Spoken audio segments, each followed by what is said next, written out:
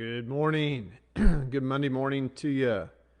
April 24th, almost through April already. It feels like April's went by in the blink of an eye. It's crazy. It seems like we were just in January. So, man, another beautiful day here in Tennessee. Sun is shining. Man, I love the weather this time of year. It's nice and cool in the mornings, warms up. Awesome, awesome. So, day 30, turning my book into a journey.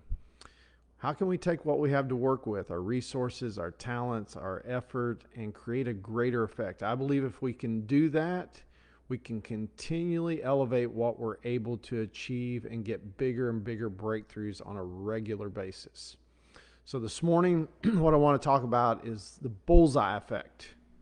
When we're talking about effects, bullseyes can have a great effect on what we're doing. And for me, the way I like to use this effect is break whatever we're doing down into small categories. How can we get bullseyes in a bunch of multiple different areas? If we can do that, it becomes very, very powerful.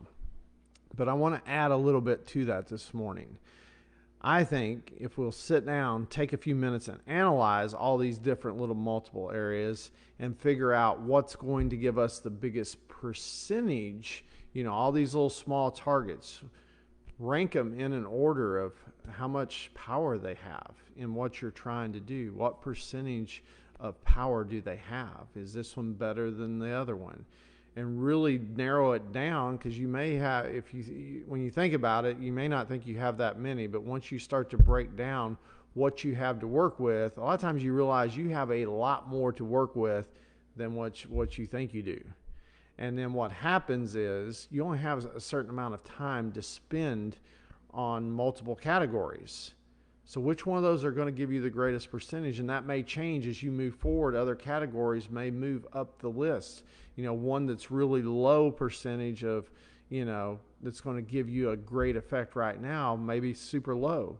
But as you get these other ones established and polished, then what happens, a lot of times the smaller ones, without realizing, and I think that's where a lot of people, they get to the point where they don't realize some of these smaller targets have a greater percentage now than they did, say, maybe a few years ago, and they're getting overlooked, and you could be getting great value from those. So just something to think about.